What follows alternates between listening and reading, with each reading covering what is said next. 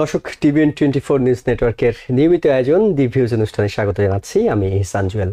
আমরা এই অনুষ্ঠানটিতে চেষ্টা করি আমেরিকার প্রাত্যহিক জীবনে আপনার জন্য যে তথ্যগুলো দরকার হয়, আপনার জীবনকে সহজ করার জন্য, আপনারকে সঠিক পথ দেখানোর জন্য বিভিন্ন পর্যায়ে শিক্ষা, স্বাস্থ্য, ক্যারিয়ার এবং আইন শৃঙ্খলা থেকে শুরু করে যেসব তথ্যগুলো আপনার প্রত্যেক দিন জীবন চলার পথে দরকার হয় সেই সব তথ্যগুলো আপনাদের জানানোর এবং দি ভিউজ অনুষ্ঠানে তাই আমরা আজকে দুটি বিষয় নিয়ে আলোচনা করব। আমরা আলোচনা করব ভবিষ্যৎ ক্যারিয়ার, পরবর্তী প্রজন্মের জন্য দিক নির্দেশনা। এই বিষয়টা নিয়ে কথা বলতে আমাদের সাথে স্টুডিওতে আছেন মেটা ইনফোটেক MITর প্রেসিডেন্ট অ্যান্ড CEO মাহবুব সিদ্দিক। মাহবুব ভাই, আপনাকে স্বাগত জানাচ্ছি। ধন্যবাদ জুয়েল ভাই। এবং দর্শক, আমরা বিরতির পর কথা বলবো আমেরিকা থেকে ওমরা ভিসা ও অনলাইনে টিকিট কেনা বিষয়ে। এই বিষয়টি জানাতে আমাদের সাথে তখন স্টুডিওতে থাকবেন গ্লোবাল ট্যুরস অ্যান্ড ট্রাভেলস ইনকের প্রেসিডেন্ট ও CEO মোহাম্মদ শামসুদ্দিন। সেই আলোচনার আমন্ত্রণ জানিয়ে রাখছি এবং একই সাথে আপনাদের জানিয়ে রাখি এরপরই রাত 8টায় আমরা বাংলাদেশের গণতন্ত্র, বাংলাদেশের সরকার পরিবর্তন, বাংলাদেশের সমসাময়িক বিষয়গুলো নিয়ে আলোচনা করব আওয়ার ডেমোক্রেসি অনুষ্ঠানে। সেই অনুষ্ঠানটিতে আমাদের সাথে যোগ দেবেন লং আইল্যান্ড ইউনিভার্সিটির প্রফেসর ডক্টর শওকত আলী এবং ইউনিভার্সিটি অফ নিউ অর্লিন্সের প্রফেসর মুস্তফা সারোয়ার। দুজনেই বাংলাদেশের সমসাময়িক বিষয়গুলো নিয়ে আলোচনা করবেন। আপনাদের সেই অনুষ্ঠানটি দেখার আগাম আমন্ত্রণ জানিয়ে আমরা শুরু করছি দি ভিউজ অনুষ্ঠান। মাহবুব ভাই, সেটি হলো আমরা যখন কথা বলি, আমরা আসলে বাংলাদেশে দেখেছি তরুণ প্রজন্ম তারা একটা বিপ্লব ঘটিয়ে দিয়েছে। একইভাবে আমরা আমেরিকায় বসবাসরত আমাদের যে পরবর্তী প্রজন্ম কিংবা তরুণ প্রজন্ম আছে, তাদেরকেও আমরা চাই তারা সঠিক পথ দেখুক, তাদের ক্যারিয়ারের জন্য তারা সঠিক পথটি খুঁজে পাক। এখন আমরা যদি 10 থেকে 20 বছর পর আমরা মনে করি যে ক্যারিয়ারটা আসলে কোন দিকে যাওয়া দরকার, এই যে প্রজন্ম তাদের ক্যারিয়ারটা কেমন হতে পারে, এটার একটা ধারণা থেকে কিংবা বিশ্লেষণ থেকে একটা দৃশ্যপট আপনার কাছ থেকে চাই।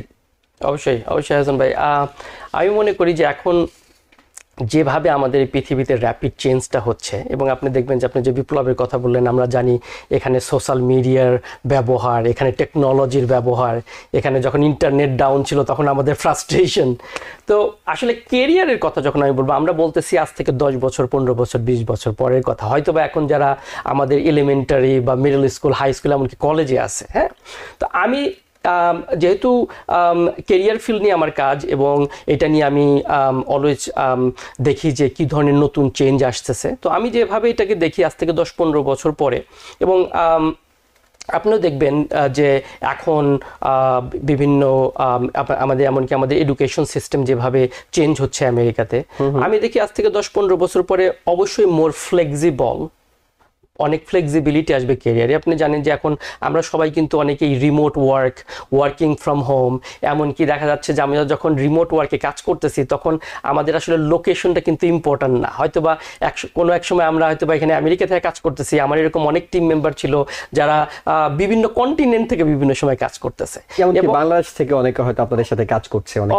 অবশ্যই দেখা যাচ্ছে যে কেউ হয়তো বাংলাদেশে ভ্যাকেশনে যাচ্ছে, তখন দেখা যাচ্ছে যে ভ্যাকেশনে হয়তো বা 1 সপ্তাহ বাংলাদেশ থেকে কাজ করতেছে। হ্যাঁ, তো ফ্লেক্সিবিলিটি অবশ্যই।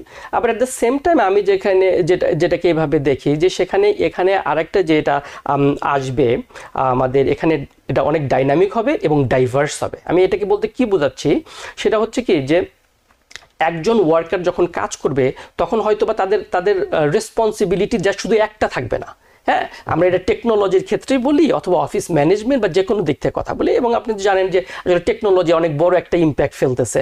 এখানে নতুন টেকনিক্যাল সফটওয়্যার আসতেছে, টুলস আসতেছে। যেটা তো আমি যেটা দেখি যে এখানে একজনকে হয়তো বা মাল্টিপল প্রজেক্টে কাজ করতে হচ্ছে একসাথে, হয়তো বা মাল্টিপল টিম নিয়ে কাজ করতে হচ্ছে। যেমন এখনও অনেকেই কাজ করে যারা আইটিতে কাজ করে বা যে কোনো ফিল্ডে কাজ করে অথবা মার্কেটিংয়ে কাজ করে, কর্পোরেট ওয়ার্ল্ডে যারা কাজ করতেছে, তারা কিন্তু অনেক সময় কি করতেছে, তারা কিন্তু তাদের টিম কিন্তু কোথায় আছে এটা আমরা জানি না।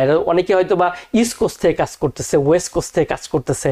তো এইটা আসবে এবং আসলে এখন আমরা যেটা, এমনকি আমরা জেন জি যারা এখন ক্যারিয়ারে ফিল্ডে ঢুকতেছে, রাইট, আমরা কিন্তু দেখি যে তারা যদি তাদের সেই ফ্লেক্সিবিলিটি এবং তাদের যদি সেই ফুলফিলমেন্ট না আসে, তারা কিন্তু আসলে জব জাম্প করতেছে খুব কন্টিনিউয়াসলি।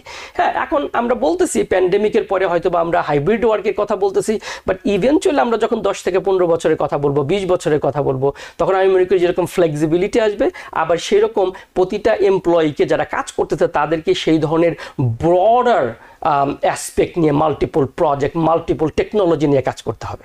এবং এটা তো আসলে স্পষ্টত, কারণ 10 থেকে 20 বছর পরের কথা আমরা বলছি, কিন্তু আমরা যদি একটু পিছনে যাই, 10 থেকে 20 বছর আগে যাই, তাহলে তখনকার সাথে এখনকার কাজেরই তো অনেক পার্থক্য। সম্ভবতই 10 থেকে 15 বছর পর কিংবা 5 বছর পরও কিন্তু আমাদের কাজের ধরনটা অনেকটুকু পরিবর্তন হয়ে যাবে। কিন্তু যখনই কাজের ধরন পরিবর্তন হবে, শুধুমাত্র যে কাজের ধরন পরিবর্তন হবে তা তো না, চ্যালেঞ্জগুলো পরিবর্তন হবে, নতুন নতুন চ্যালেঞ্জ আসবে। তখনকার চ্যালেঞ্জগুলো কি হতে পারে? এখন চ্যালেঞ্জ, আমরা যদি এখনকার চ্যালেঞ্জটাও দেখেন এটা নিয়ে আমরা এখনো কিন্তু ওইভাবে ইউজ টু হই নাই। সেটা হচ্ছে নাম্বার 1 চ্যালেঞ্জটা হইতেছে গ্লোবালাইজেশন। হ্যাঁ, এখন মনে করেন যে যেটা আমরা বললাম যে রিমোট ওয়ার্ক, যখন একজন কিন্তু ইন্ডিয়া থেকে কাজ করতেছে, চায়না থেকে কাজ করতেছে, ইউরোপ থেকে কাজ করতেছে, এই যে গ্লোবালাইজেশন, সেখানে ওয়ান অফ দ্য চ্যালেঞ্জ হচ্ছে কিন্তু সেখানে কম্পিটিশন হাই। এখন আমরা যারা আমেরিকা থেকে কলেজ গ্রাজুয়েট করতেছি বা এখান থেকে আমরা যারা জব মার্কেটে ঢুকতেছি, তাদের কিন্তু ফাইট করতে হচ্ছে অফশোর টিমের সাথে। সেখানে হ্যাঁ, সেখানে আমাদের ইন্টারন্যাশনাল টিম ওইভাবে তাদের সাথে আমাদেরকে পাল্লা দেওয়ার জন্য আমাদের স্কিল সেটের দরকার আছে। Globalisation number 1। আরেকটা চ্যালেঞ্জ যদি আমরা বলি, যেটা আমরা অলরেডি এটা নিয়ে কথা বলা শুরু করছি, এবং এটাকে নিয়ে যখন আমরা 10-15 ইয়ার্স ফ্রম যখন দেখি, সেখানে আসতেছে হচ্ছে আপনার অটোমেশন এবং জব ডিসপ্লেসমেন্ট। হ্যাঁ, আমরা অটোমেশন কিন্তু অলরেডি দেখতে পারতেছি। আপনি যদি যে কোনো লেবার ইন্টেন্সিভ ওয়ার্কের কথা বলেন, সেখানে এমনকি আমরা যদি এখন যদি সুপার স্টোরের কথা বলি, আমরা যদি ওয়ালমার্টে যাই, টার্গেটে যাই, আমরা দেখতেছি কিন্তু অলরেডি সেখানে রোবট দ্বারা স্ক্যানিং হচ্ছে, বিভিন্ন হচ্ছে। হ্যাঁ, এখানে কিন্তু স্কিল সেট সার্ভিসগুলোতে ফোন করলে রোবোটিক আনসার পাওয়া যাচ্ছে। হ্যাঁ, এখানে আমাদের এআই একজন করে ফেলছে এখন 100%। হ্যাঁ, এখন হ্যাঁ, আমাদের সেটাও একটা চ্যালেঞ্জ, যেখানে জব ডিসপ্লেসমেন্ট হবে। এখানে সম্ভবত আমি এখানে এরকম রিসার্চ আছে যেখানে বাই 2030 সেখানে অলমোস্ট আপনার 20 to 30 মিলিয়ন পিপলকে তাদেরকে নিউ ট্রেনিং দিতে হবে তাদের তখনকার টেকনোলজি অনুযায়ী সেটার জন্য সেট হওয়ার জন্য। সুতরাং গ্লোবালাইজেশন ডেফিনেটলি একটা, অটোমেশন ইজ ডেফিনেটলি এখানে একটা বড় ধরনের ভূমিকা পালন করবে। আরেকটা যেটা হচ্ছে যে চ্যালেঞ্জ, সেটা হচ্ছে আনসার্টেনিটি চ্যালেঞ্জ। যেটা তার কারণ হচ্ছে কি, যে টেকনোলজি যেভাবে চেঞ্জ হচ্ছে, এবং আপনি দেখেন যে আজ থেকে 5 বছর আগেও, ঠিক প্যান্ডেমিকের আগে আমাদের এখানে যে ধরনের টেকনোলজির ব্যবহার হইতো, সেই টেকনোলজি এখন কিন্তু সেটা চেঞ্জ হয়ে যাচ্ছে, রাইট? এখন আজ থেকে 5 বছর 10 বছর পর আমরা কিন্তু চিন্তা করতেছি যে সব গাড়ি তখন অটোনোমাস হয়ে যাবে।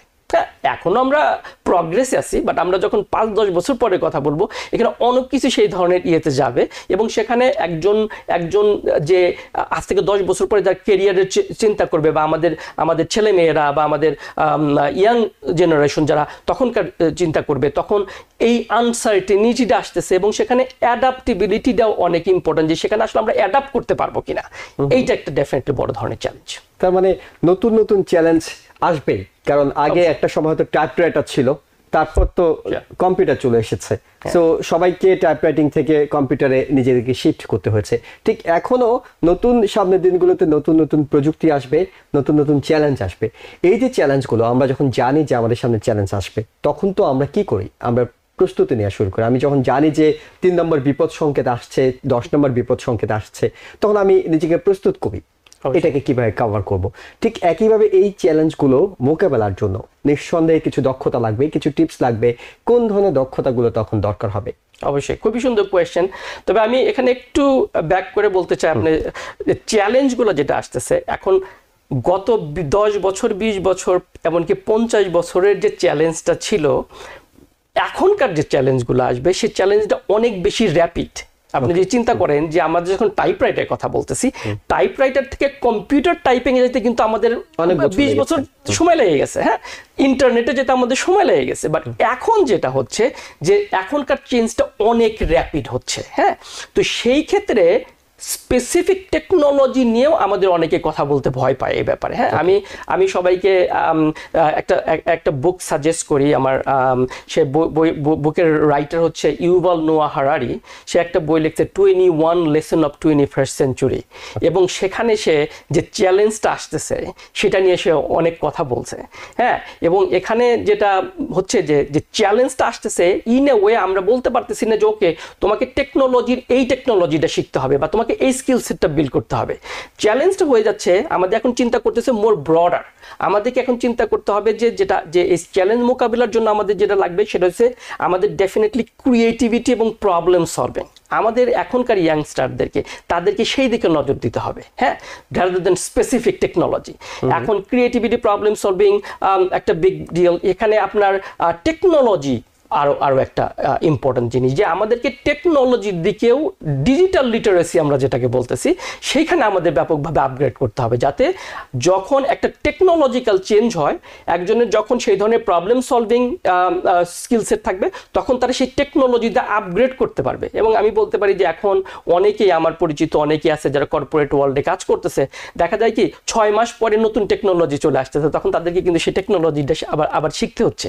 যার ফলে এখনকার যে চ্যালেঞ্জ মোকাবিলার যে স্কিল সেটটা এটা মোর ব্রডার, আমাদেরকে ইনোভেশনের দিকে নজর দিতে হবে এবং সেই জন্য আমাদের ইয়াংস্টারদেরকে ওই জন্য প্রস্তুত হতে হবে। এবং আপনি দেখবেন যে যেমন আমার 3 ছেলে মেয়ে ওরা স্কুলে যায়, এখন দেখবেন যে আমেরিকার স্কুল সিস্টেম এমনকি এখানে যেটাকে ব্যাপকভাবে জোর দেওয়া হচ্ছে দেখে এরা বলা হয় স্টেম সিস্টেম। হ্যাঁ, যেখানে science, technology, engineering and mathematics, হ্যাঁ, এখানে তারা ফোকাস দিতেছে এইটা যে স্টুডেন্টদেরকে রেডি করার জন্য। মানে এদেশেও আমাদের এই প্রসেসটা শুরু হয়েছে, বাট আমি যেখানে মনে করি যে as a guardian, as a community organiser বা যারা এখানে আমাদের প্যারেন্টরা আছে তাদেরকে এখানে হয়তো বা আরেকটু বেশি ভূমিকা নিতে হবে। তার কারণ কি এডুকেশন সিস্টেম কিছুটা হলেও কিন্তু একটা স্লো প্রগ্রেসে আগায়, যার ফলে হয়তো সেখানে আমাদেরকে আরো এই স্কিল সেটগুলোর দিকে নজর দেওয়া উচিত। কিন্তু আমরা তো জানি অনেক শিক্ষার্থী আছে যাদেরকে নিয়ে আমরা আলোচনা করছি, তারা হয়তো এই স্ট্যাম সাবজেক্টটা নিয়ে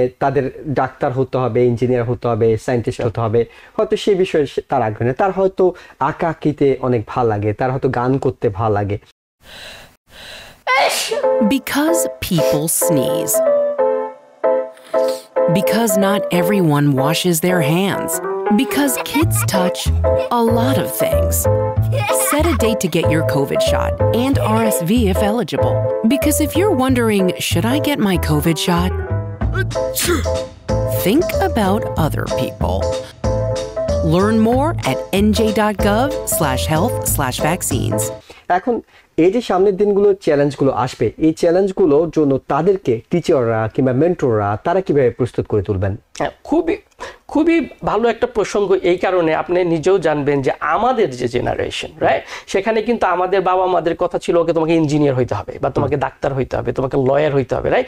একটা কিন্তু আমরা অলওয়েজ একটা পারিবারিক প্রেশারের ভিতর দিয়েও গেছি, রাইট।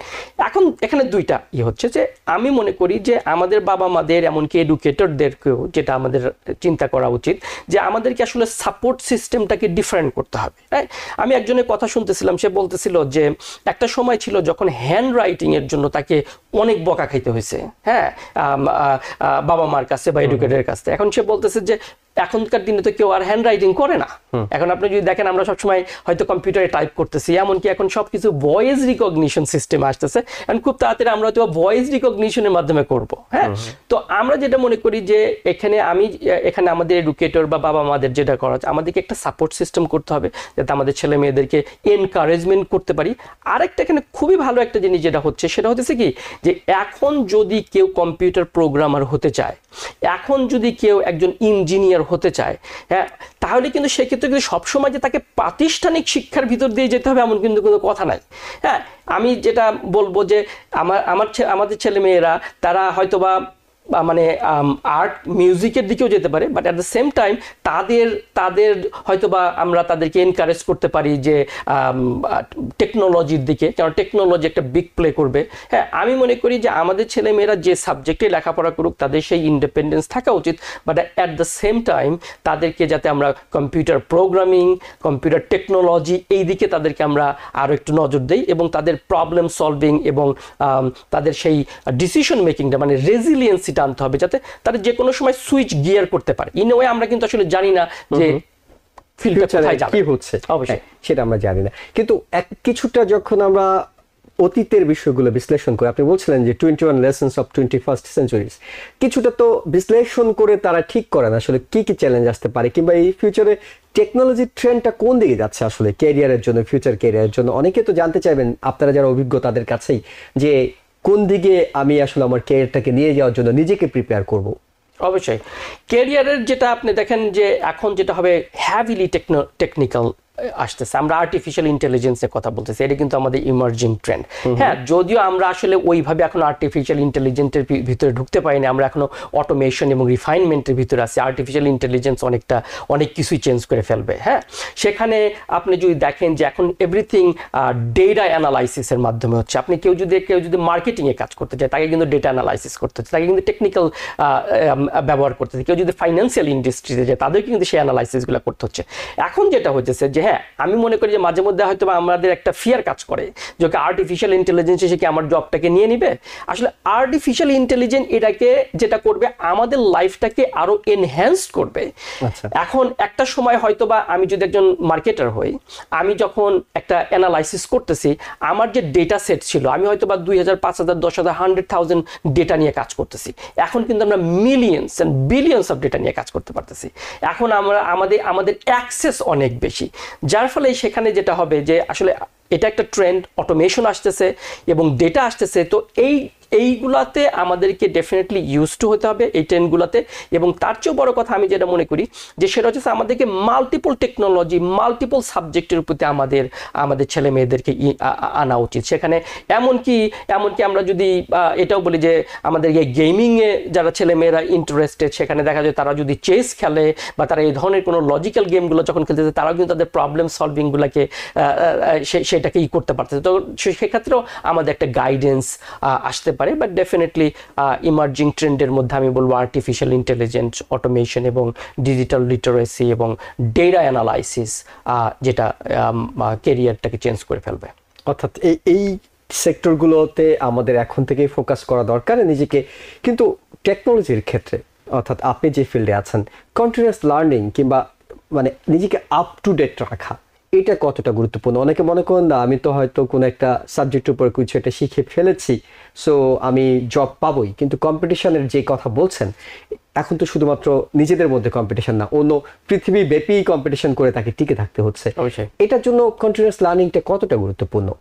আমি মনে করি যে এটা অনেক বেশি, মানে আমাদের এখন হচ্ছে যেটা যে আমরা কখনোই চিন্তা করতে পারি না, ওকে আমি এখন যে কাজটা করতেছি সেই কাজটা সেম ভাবেই হবে।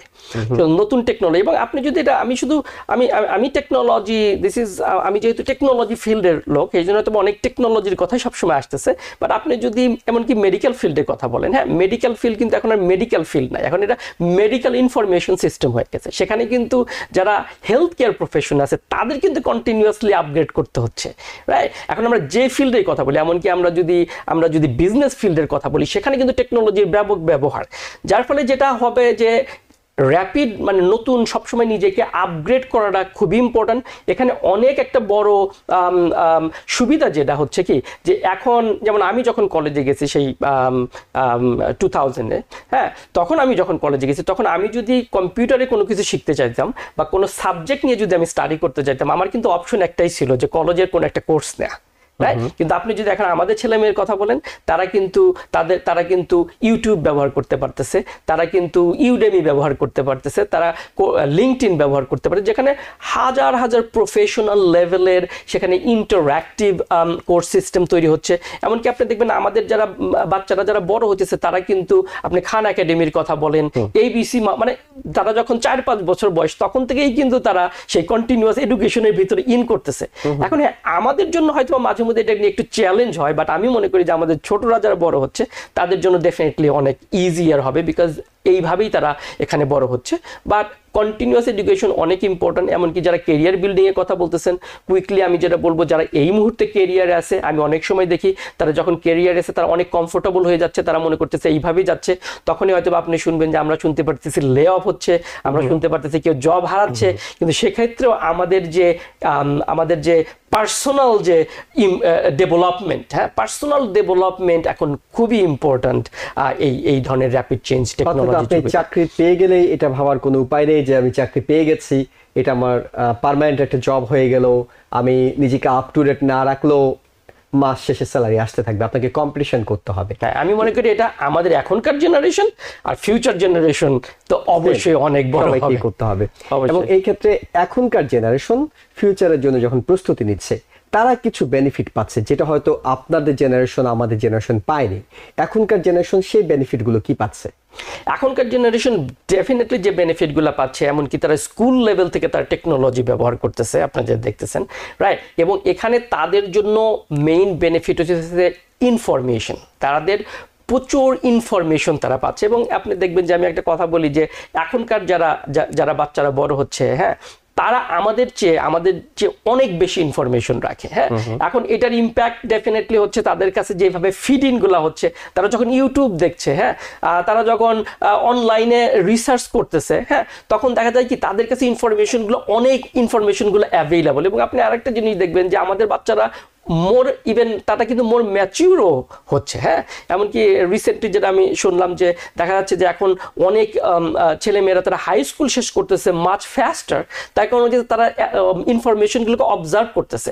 এবং আমি যেটা মনে করি এই যে এইজ গ্রুপটা, এতে যেটা সুবিধা হচ্ছে সেটা হচ্ছে কি তাদের অ্যাবজর্ব পাওয়ারটা কিন্তু অনেক বেশি। হ্যাঁ, সেই জন্য আমি মনে করি যে এইখানে আমাদের প্যারেন্টরা বা আমরা যখন আমাদের ছেলে মেয়েদেরকে যে ধরনের অপরচুনিটিগুলো দিচ্ছি, আমাদের গোল হওয়া উচিত যে তাদেরকে যাতে আমরা সেই ধরনের ইনফরমেশনগুলো দিতে পারি।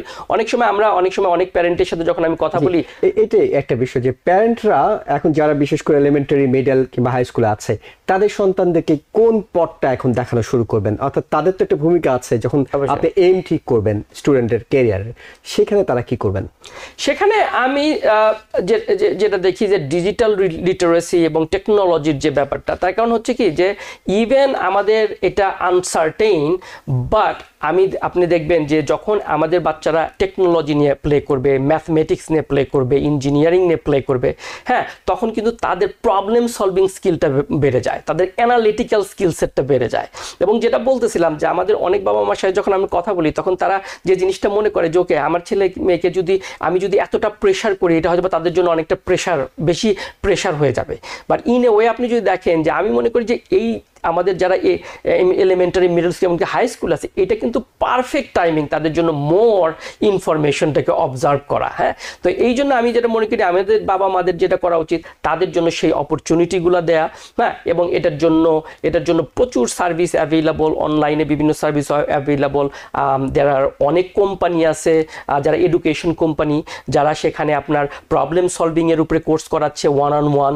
হ্যাঁ, রিসেন্টলি আমি দেখছি যেরকম অনেকে আছে যারা চেস মাস্টার তৈরি করার জন্য প্রোগ্রাম করতেছে, পাবলিক স্পিকিং এর জন্য কোর্স করতেছে। তো আমাদের ছেলে মেয়েদেরকে সেইখানে আমাদেরকে নিয়ে আসতে হবে। কারণ একটা ব্যাপার যেটা হচ্ছে যে আমাদের ছেলেমেয়েরা যখন অলওয়েজ কন্টিনিউয়াসলি টেকনোলজি ব্যবহার করতেছে, তারাও কিন্তু অনেকটা নিজেদেরকে আইসোলেট করে ফেলতেছে। তারা হয়তো ভিডিও গেম খেলতেছে, হ্যাঁ, এগুলা করে তারা হয়তো আইসোলেট করে ফেলতেছে। তো তাদেরকে আমাদের এই ধরনের প্রোগ্রামে নিয়ে আসা উচিত, যেখানে তাদের ক্রিয়েটিভিটি বাড়বে, প্রবলেম সলভিং স্কিল বাড়বে, যেখানে ডেফিনেটলি আমি সাজেস্ট করি সবাইকে প্রোগ্রামিং, ওয়েব ডেভেলপমেন্ট, এই ধরনের ডেটা অ্যানালাইসিস, এবং সেই সাথে পাবলিক স্পিকিংয়ের কোর্স করানো, বা এমনকি যে ধরনের গেমিংয়ে তাদের মেধার উন্নয়ন হবে, যেখানে প্রবলেম সলভিং হবে, সেটাই হবে। শুধুমাত্র এটা যে ভবিষ্যতে তার একটা ভালো কেরিয়ার গড়বে তা নয়, একই সাথে এখন তো আসলে সন্তানদেরকে নিয়ে অভিভাবকরা নানা শঙ্কায় থাকেন, ডিরেলড হওয়ার একটা বড় ধরনের আশঙ্কা থাকে। যখন আপনি এই ধরনের কর্মসূচিগুলোর মধ্যে নিয়ে আসবেন, তখন অটোমেটিক্যালি আপনার সন্তান একটা ভালো মানুষ হওয়ার দিকে এগিয়ে যাবে, কারণ ভালো ক্যারিয়ারটাই সবকিছু নয়, ভালো মানুষ হওয়া অনেক বেশি গুরুত্বপূর্ণ। এবং মাহমুদ সিদ্দিক, আপনাকে অনেক ধন্যবাদ, আপনি সেই গুরুত্বপূর্ণ কিছু নির্দেশনা দিয়েছেন যেটাতে অভিভাবক এবং শিক্ষার্থী দুপক্ষই হয়তো লাভবান হওয়ার সুযোগ রয়েছে। ধন্যবাদ আপনাকে। দর্শক, আমরা শুনছিলাম যে ভবিষ্যতের জন্য ক্যারিয়ারের আসলে ট্রেন্ডটা কি হবে এবং কিভাবে নিজেকে প্রস্তুত করবেন সেই বিষয়গুলো আমাদের জানাচ্ছিলেন মেটা ইনফোটেক MIT-র প্রেসিডেন্ট ও CEO মাহমুদ সিদ্দিক। আমরা একটা ছোট্ট বিরতিতে যাচ্ছি, ফিরবো শীঘ্রই, সঙ্গে থাকুন। Because people sneeze. Because not everyone washes their hands.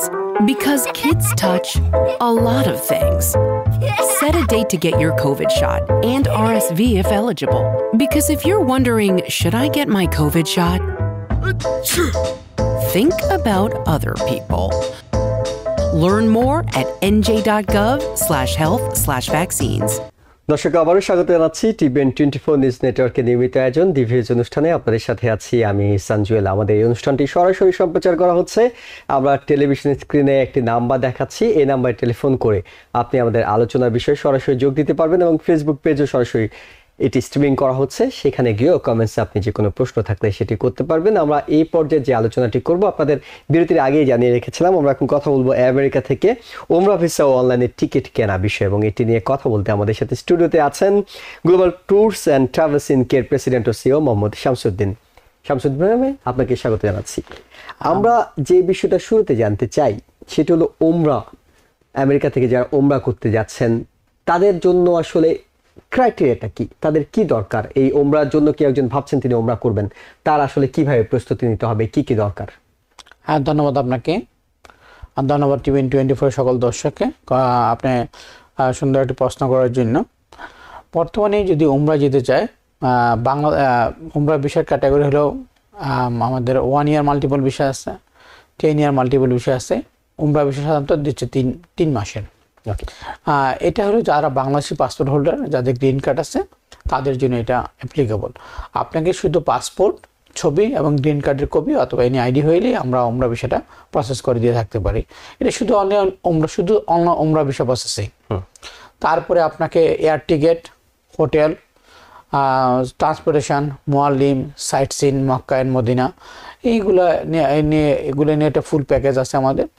প্রতি মাসে আমাদের একটা প্যাকেজ যাচ্ছে, এই প্যাকেজের সাথে আমরা সমস্ত কিছু আমরা অ্যাড করে দিয়ে থাকি। কেউ ইন্ডিভিজুয়ালি কেউ ভিসা প্রসেসিং করতে পারেন, ইন্ডিভিজুয়ালি কেউ টিকিট নিয়ে যেতে পারেন, আবার কেউ চাইলে প্যাকেজের মাধ্যমে আমাদের যেতে পারেন। আমাদের নিজস্ব মুআল্লিম, মক্কা এবং মদিনা, ওইখানে সমস্ত কিছু আমাদের অ্যারেঞ্জমেন্ট আছে। এবং অনেককে আমরা দেখি ফ্যামিলি সহই যান তারা, অর্থাৎ একা না, ওমরা করার সময় তার হয়তো সন্তানকে নিয়ে যাচ্ছেন, স্ত্রীকে নিয়ে যাচ্ছেন, বৃদ্ধ বাবা মা থাকলে তাদেরকেও নিয়ে যাচ্ছেন, সবার ক্ষেত্রেই সেম ফ্যাসিলিটি। জি, সেম ফ্যাসিলিটি। জি, সেক্ষেত্রে ওমরা ভিসা আপনি বলছিলেন একটা ওমরা ভিসা, একটা 1 ইয়ার মাল্টিপল ভিসা, একটা 10 ইয়ার মাল্টিপল ভিসা। 1 ইয়ার মাল্টিপল ভিসা কিংবা 10 ইয়ার মাল্টিপল ভিসার জন্য কি সেম নাকি অন্য কিছু লাগবে? এটা শুধু অনলি US সিটিজেনদের জন্য। ওকে, যারা অনলি US সিটিজেন তাদের জন্য এটা 1 ইয়ার্স এবং 10 ইয়ার্স মাল্টিপল ভিসাটা অ্যাপ্লিকেবল। তারাই সেটা অ্যাপ্লাই করতে পারে, তারাই সেটা, অর্থাৎ যাদের গ্রিন কার্ড আছে তারা এই দুই ক্যাটাগরিতে পারবে না, কিন্তু ওমরা ভিসায় ওমরা ভিসা যেতে হবে। আবার আমরা অনেককে দেখি তারা ওমরা করার সঙ্গে একই সাথে বাংলাদেশটাও ঘুরে আসতে চান। জি, অর্থাৎ হয়তো যাওয়ার পথে ওমরা করছেন কিংবা আসার সময় ওমরা করছেন, তাদের ক্ষেত্রে কিভাবে আপনারা? সেম আপনাকে সেম খরচে একটু তুলনামূলকভাবে একটু বেশি বিমান ভাড়া লাগতেছে। আপনি এখান থেকে সৌদি আরব গেলেন, সৌদি আরব থেকে উমরা করে আপনি ঢাকায় চলে গেলেন। হ্যাঁ, অনেকে উমরা নর্মালি 4 দিন 5 দিন বা 6 ডেজ থাকতেছে, 10 ডেজ থাকতেছে। আপনি সৌদি আরব মক্কায় 5 দিন, মদিনায় 5 দিন তা থেকে উমরা করে সুন্দর করে বাংলাদেশে গিয়ে আত্মীয় স্বজনদের সাথে দেখা করে সে আবার ঢাকা থেকে রিটার্ন চলে আসতেছে। অনেকে আবার ঢাকা এখান থেকে সোজা ঢাকা চলে যাচ্ছে, আবার আসার পথে ঢাকা থেকে সৌদি আরবে গিয়ে মক্কা অথবা মদিনায় গিয়ে, অনেকে মক্কায় যাচ্ছে আবার মদিনা থেকে নিউ ইয়র্ক চলে আসতেছে। এভাবে আপনি ওমরা পালন করতে পারতেছেন, কোনো সমস্যা নেই। অর্থাৎ দেশ ভ্রমণ হইল, সেক্ষেত্রে পবিত্র মক্কা মদিনা আপনাকে ওমরাটা পালন সম্পন্ন হইল। অর্থাৎ চমৎকার কিছু সুযোগ রয়েছে, অর্থাৎ একেবারে আপনাকে আবার ব্যাক করতে হবে তারপর যেতে হবে এমন কোনো কথা নেই। উমরা অফিসার মোটামুটি আপডেট আমরা আপনার কাছ থেকে জেনেছি। এর পাশাপাশি জানতে চাই ট্যুরিস্ট ভিসা, যারা বিভিন্ন আপনি বলছিলেন যারা ওমরা করতে যাবেন তাদের গ্রিন কার্ড লাগবে, আর যারা ট্যুরিস্ট ভিসা যাবেন বিভিন্ন দেশে, অন্যান্য দেশে, তাদের ক্ষেত্রে কি কি দরকার হয়? বর্তমানে ইউএসএ ট্যুরিস্ট ভিসার জন্য যারা বাংলাদেশ থেকে ইউএসএ ট্যুরিস্ট ভিসা অ্যাপ্লাই করতে চান তাদের মূলত প্রথমত পাসপোর্ট, ভ্যালিড একটা পাসপোর্ট লাগবে। তারপরে এনআইডি, আপনার যদি আপনার ট্যাক্স আইডি থাকে, ট্যাক্স আইডি, ট্যাক্স প্রত্যয়ন, তারপরে bank statement, bank solvency certificate, present address, permanent address, তারপরে আপনাকে ব্যাংক সলভেন্সি সার্টিফিকেট লাগবে, তারপরে একাডেমিক ব্যাকগ্রাউন্ড লাগবে, জবের একটা এনওসি লাগবে, আপনাকে জব যে স্যালারি স্টেটমেন্ট লাগবে। এগুলো যদি থাকে, আমি মনে করি বাংলাদেশ থেকে যারা ইউএসএ ট্যুরিস্ট ভিসা আসতে চায় বা কোনো ভাই বোন আত্মীয় স্বজনের জন্য অ্যাপ্লাই করতে চান, তারা ইউএসএ ট্যুরিস্ট ভিসার জন্য অ্যাপ্লাই করতে পারেন। আপাতত আমি তাদেরকে অ্যাডভাইস করব আপনার অন্তত আগে অ্যাম্বাসির অ্যাপয়েন্টমেন্ট ডেটটা নিয়ে রাখেন। এখন যারা ইউএসএ ট্যুরিস্ট ভিসার জন্য আমরা অ্যাপ্লাই করতেছি, যাদেরকে আমরা হেল্প করতেছি, তাদের আগামী মার্চ এপ্রিল ছাড়া এখন অ্যাপয়েন্টমেন্ট ডেট পাওয়া যাচ্ছে না। ওকে, সেক্ষেত্রে একটা গুরুত্বপূর্ণ বিষয়, অনেকে মনে করেন যে ট্রাভেল হিস্ট্রিটা অনেক ইম্পর্টেন্ট। আপনি ইউএসএ তে ঘোরার আগে কিংবা ভিজিট করার আগে অনেকেই অন্যান্য বেশ কয়েকটি দেশ ঘুরে আসেন। এটা কি আসলে দরকার আছে নাকি এটা ছাড়াও অ্যাপ্লাই করা যায়? এটা ছাড়াও হতে পারে, এটা ম্যান্ডেটরি না। যদি ক্যান্ডিডেটের তার ব্যাকগ্রাউন্ড স্ট্রং থাকে, একটা ভালো স্টাবলিশড জব থাকে, তার একটা ওয়েল নন পরিচিত মুখ হয়, তাকে যে আদার কান্ট্রিতে ট্রাভেল হিস্ট্রি থাকতে হবে সেটা ম্যান্ডেটরি না। ইউএসএ ট্যুরিস্ট ভিসার জন্য এটা কোনোভাবেই ম্যান্ডেটরি না। ইউএসএ ট্যুরিস্ট ভিসার জন্য আপনাকে যে কেউ অ্যাপ্লাই করতে পারে। আচ্ছা, সেক্ষেত্রে এখন এই মুহূর্তে আমরা দেখেছি মাঝে অনেক ক্যাটাগরির ভিসাতে এখন বাংলাদেশের যে পরিস্থিতি চলছে, অর্থাৎ এক ধরনের রাজনৈতিক অস্থিতিশীলতা আছে, এই মুহূর্তে ট্যুরিস্ট ভিসার জন্য যেই অ্যাপ্লাইগুলো হবে সেই হারের অর্থাৎ ভিসা অ্যাপ্রুভালের রেটটা কেমন হতে পারে বলে আপনার অভিজ্ঞতা থেকে আপনার ধারণা? ভিসা অ্যাপ্রুভাল রেট হলো, এটা কোনো পরিস্থিতির উপর ডিপেন্ড করে না, এটা হলো ক্যান্ডিডেটের স্ট্যাটাসের উপর ডিপেন্ড করে। ওকে, ক্যান্ডিডেট তার ডকুমেন্টের উপর ডিপেন্ড করে, তার ক্যান্ডিডেট কতটা তার স্ট্রং ডকুমেন্ট আছে, তার যে প্রপার ডকুমেন্টগুলো যদি থাকে, তার সব কিছু যদি থাকে properly, I think so he is capable to get the visa. অনেকে মনে করেন প্রথমবার হয়তো তার পর্যাপ্ত প্রস্তুতি ছিল না, ডকুমেন্ট ছিল না, তাকে রিফিউজ করেছে। দ্বিতীয়বার করার সময় তিনি একটা ভয় পান, না আমাকে তো একবার রিফিউজ করেছে, এটা তো তাদের রেকর্ডে থেকে গেছে। এখন দ্বিতীয়বার দুটো বিষয় এখানে, এখনো তিনি দ্বিতীয়বার অ্যাপ্লাই করবেন কিনা, নাকি আপনি পরামর্শ দেবেন দ্বিতীয়বার যে লেকিংস গুলো প্রথমবার ছিল সেগুলো ফুলফিল করে অ্যাপ্লাই করা দরকার? আমি অ্যাডভাইস করব লেকিংগুলো ফুলফিল করে তাকে অয়েল প্রিপারেশন নিয়ে ইন্টারভিউ ফেস করার জন্য একটা প্রিপারেশান নিয়ে সেভাবে যদি সে ফেস করে, তাকে ইন্টারভিউতে ভালোভাবে ফেস করতে হবে। সে ডিএসডি ফর্মটা ফিল আপ করবে, সম্পূর্ণ ডাটাটা তার কাছে রিভিউ থাকতে হবে, এবং সে যে এখানে এসে কোথায় থাকবে, যে অ্যাড্রেসটা ফিল আপ করার সময় যে অ্যাড্রেসটা সাবমিট করে সেই অ্যাড্রেসটা থাকবে, কতদিন যেন স্টে করবে, এগুলো যেন তার কাছে প্রপারলি যে ডাটাটা সাবমিট করার সময় এগুলো যখন আনসার করা যেন একুরেট আনসারটা দিতে হবে। তার বাচনভঙ্গি, ইন্টারভিউ, আই কন্ট্যাক্ট, এভরিথিং তার প্রপারলি হইলে I think he is 99% visa পাওয়ার সম্ভাবনা থাকে। অর্থাৎ তিনি টুরিস্ট ভিসায় এখানে আসার সম্ভাবনাটা বেড়ে গেল। অনেকেই ইনভাইটেশনের একটা বিষয় বলেন, এই বিষয়টা কি? ইনভাইটেশন কি এখানে গুরুত্বপূর্ণ কোনো কিছু? ইনভাইটেশন যদি কেউ থাকে হলে ভালো, না হলেও ইনভাইটেশন না হলেও সে যদি হোটেল রিজার্ভেশন দিতে পারে, কনফার্ম হোটেল রিজার্ভেশন করা থাকে, তাহলে সে হোটেলে থাকলে সেখানে হোটেল কনফার্ম হোটেল থাকলে তাদের ওইখানে আপনাকে ম্যান্ডেটরি না যে তাকে ইনভাইটেশন লাগবেই। ওকে, কিন্তু তিনি যদি পার্সোনাল কারো ঠিকানা ব্যবহার করেন, অর্থাৎ কারো বাড়িতে থাকবেন তার কোনো আত্মীয়স্বজন, সেই ক্ষেত্রে কি ইনভাইটেশনের কোনো বিষয় আছে? এটা তখন একটা ইনভাইটেশনটা হইলে আপনাকে ফাইলটার জন্য ইম্পর্টেন্ট, একটু ইনভাইটেশন হইলে ভালো হয়। ওকে, আর যারা আমেরিকাতে অলরেডি আছেন, অর্থাৎ আমেরিকার বাংলাদেশি আমাদের যে কমিউনিটি, তারা মনে করছেন তারা বিভিন্ন দেশে ঘুরতে যাবেন, তাদেরকে আপনারা কিভাবে সহায়তা করবেন? হ্যাঁ, ওই অন্যান্য দেশে যারা ঘুরতে চান, যেমন ইউএস পাসপোর্টে আমাদের অন্যান্য কান্ট্রিতে ভিসা লাগে, কিছু কিছু কান্ট্রিতে ইন্ডিয়ার জন্য ভিসা লাগে, আদার কিছু কিছু কান্ট্রির জন্য ভিসা লাগে, সেক্ষেত্রে আমরা ভিসা প্রসেস করে দিয়ে থাকি। বাংলাদেশি পাসপোর্টে অনেকেই তার আত্মীয়স্বজনকে যদি লন্ডন থাকে, লন্ডন যেতে চায় বা ব্যাংকক যেতে চায়, চায়না যেতে চায়, এগুলোর আমরা অন্যান্য কান্ট্রিগুলো ভিসা প্রসেসিং আমরা সহযোগিতা করে থাকি। আমাদের সময় লাগে এগুলো? কোনো 2 উইকস, এবং এগুলো আমাদের ভিসার রেট 100%। আচ্ছা, আমাদের আমাদের মোটামুটি অনেকেরই আমরা ভিসা করে দিয়েছি এবং তারা সবাই মোটামুটি ডকুমেন্টগুলি যদি প্রপারলি সাবমিট করা যায় he is capable to get the visa. Easily পেয়ে যাচ্ছেন। অন্য একটা প্রসঙ্গে যাব, সেটি হলো আপনাদের যে ট্রাভেলস এবং ট্যুরস কোম্পানি আছে, এটি আমরা জানি যে অনলাইনেই, অর্থাৎ আপনাদের সেখানে যাওয়ার দরকার হবে না। কেউ যদি টিকিট করতে চান, একটা তো ভিসা প্রসেস আমরা শেষ করলাম, এখন টিকিটের বিষয় আসছে। যখনই ভিসা হয়ে যায় তখন অনেকেই টিকিট করতে চায়, তখন তারা ঘরে বসেই টিকিট কাটবে বলে আপনারা বলছেন, সেটা কিভাবে কাটবে? আমাদের যে ওয়েবসাইটটি আছে, হ্যাঁ, ওয়েবসাইট অ্যাড্রেসে যদি আপনাকে ল্যাপটপ, আইফোন, স্যামসাং এবং যে কোনো আইপ্যাড, যে কোনো কি আমাদের ওয়েবসাইটের অ্যাড্রেসটা যে আছে www.globaltravelbd.com ব্রাউজ করে আপনাকে ফ্লাইট সার্চ করে ফ্রম কোথায় থেকে কোথায় যাবেন, আপনি ডেস্টিনেশন চুজ করবেন। আগে ডেস্টিনেশন চুজ করে আপনি তারিখ দিবেন, তারিখ দিয়ে আপনাকে অ্যাডাল্ট, চাইল্ড, ইনফ্যান্ট, আপনাকে কয়জন অ্যাডাল্ট, কয়জন চাইল্ড, কয়জন ইনফ্যান্ট, এটা ওয়ান ওয়ে নাকি রাউন্ড ট্রিপ, ফ্লাইটের যে ডিটেলসটা সিলেক্ট চুজ করবেন। চুজ করার পরে আপনার স্ক্রিনে আপনার সেম ডেটের অল চিপেস্ট ফেয়ারের ডাটা পেয়ে যাবেন, শর্টেস্ট ট্রানজিটের ডাটা পেয়ে যাবেন, আপনাকে ফাস্টেস্ট রুটে কীভাবে আমি যেতে পারবো 3টা রুটে আপনি ভাড়া পেয়ে যাবেন। ওইখান থেকে যেটা আপনাকে সিলেক্ট করে আপনি নিজের ডাটাটা ফিল আপ করে আপনার পাসপোর্ট অনুসারে last name, first name, middle name put করে, ডেট অফ বার্থ পুট করে, পাসপোর্টের এক্সপায়ারি ডেট পুট করে, হ্যাঁ, ন্যাশনালিটি পুট করে আপনি রিজার্ভেশনটা কমপ্লিট করে আপনি ওইখানে প্রাইসটা দেখবেন, সেই প্রাইসটি আপনাকে আপনার ক্রেডিট কার্ড, ডেবিট কার্ড যে কোনো মাধ্যমে আপনি পে করে আপনি আপনার এই সেম অ্যামাউন্টে পে করে আপনি আপনার টিকিটটা আপনার ইমেলে পেয়ে যাচ্ছেন। আপনার পেমেন্ট সাকসেসফুল হওয়ার সাথে সাথে আপনার অটোমেটিকভাবে আপনার টিকিট কনফার্ম হয়ে আপনার ইমেলে চলে আসতেছে। তার মানে একেবারে ঘরে বসে কিংবা আপনি যেখানে আছেন কাজ করছেন, জাস্ট আপনার কাছে একটা মোবাইল কিংবা একটা পিসি থাকলেই আপনি সেখান থেকে এই কাজটি করে ফেলতে পারবেন। মোবাইল, ডেস্কটপ, ল্যাপটপ, আমাদের আইফোন, যে কোনো জায়গা থেকে, যে কোনো ওয়েবসাইট থেকে আপনি যে কোনো প্লেস থেকে আপনি ব্রাউজ করতে পারেন আমাদের ওয়েবসাইটে। শামসুদ্দিন ভাই, একটা কথা আমরা সব সময় শুনি, সেটার কারণটা হয়তো খুব একটা জানি না, আপনার কাছ থেকে একটু পরিষ্কার হয়নি। সেটা হলো যে আগে যদি আপনি করেন, অর্থাৎ অনেক আগে যদি আপনি টিকিট করেন, তখন আপনি অনেক কমে পান।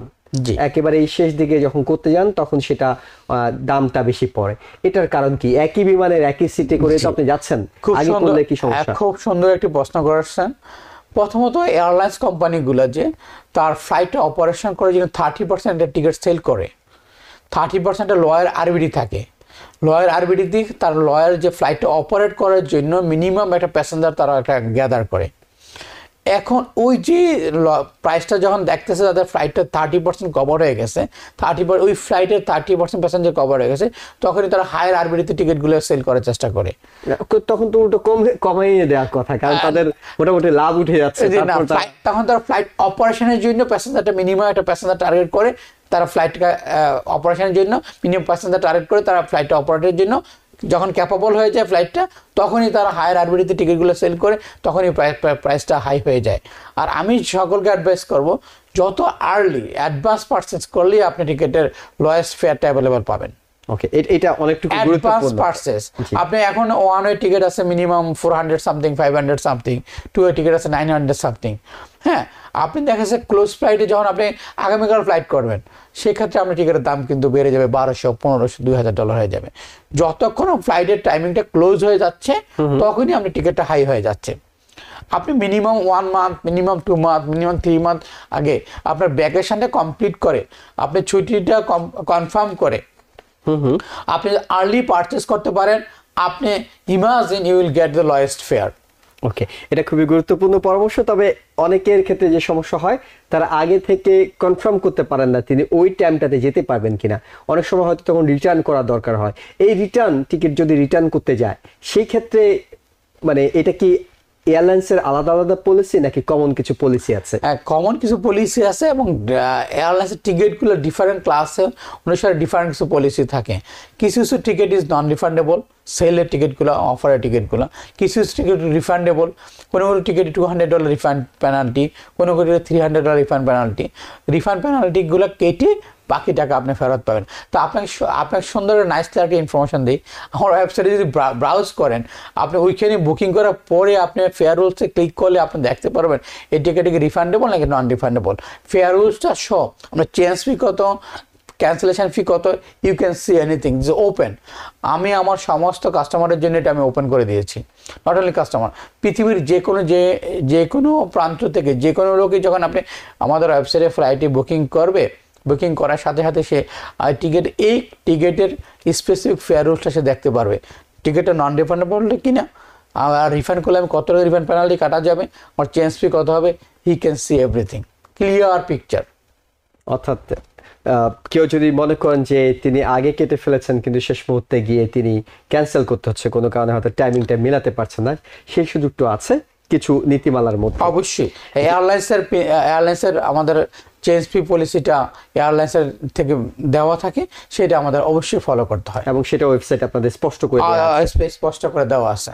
ওকে শামসুদ্দিন ভাই, অনেক ধন্যবাদ, অনেক গুরুত্বপূর্ণ তথ্য দিয়েছেন অনেকগুলো। আপনি যদি দর্শকদেরকে শেষ মুহূর্তে কিছু বলতে চান 30 সেকেন্ড, তারপর আমরা শেষ করবো। ধন্যবাদ সকল দর্শকদেরকে। আপনাদের সহযোগিতা আমরা ধীরে ধীরে আপনাদের অনলাইন পোর্টালটা আপনাদের হাতে তুলে দিতে পেরেছি। আমাদের অনলাইন ভিজিট করুন www.globaltravelbd.com, বা আমাদেরকে ফোন করতে পারেন। আমাদের অফিসের ফোন নাম্বার 718-200-2655। হোয়াটসঅ্যাপও আপনি আমাদের সাথে যোগাযোগ করতে পারেন। আমাদের 24 আওয়ার্স একটা হটলাইন নাম্বার আছে 718-406-9745। এছাড়াও আমাদের একটা ঢাকা অফিস আছে, এবং ঢাকা অফিসের কন্ট্যাক্ট নাম্বারটা আপনাদের সুবিধার্থে দিয়েছি। ওই অফিসের ফোন নাম্বারটা 24 আওয়ার্স 01810140650। ধন্যবাদ সকলকে। আপনাকে অনেক ধন্যবাদ। দর্শক, আপনারা যারা দেখছিলেন তাদেরও অনেক ধন্যবাদ জানিয়ে শেষ করছি আজকের মতো। ভালো থাকবেন। টিভিএন 24 টেলিভিশন দেখতে আজই কল করুন 7187776556। লগ ইন করুন www.totalcablebd.com। নিউ ইয়র্ক থেকে সম্প্রচারিত টিভিএন 24 টেলিভিশন বিশ্বজুড়ে বাঙালির কণ্ঠস্বর।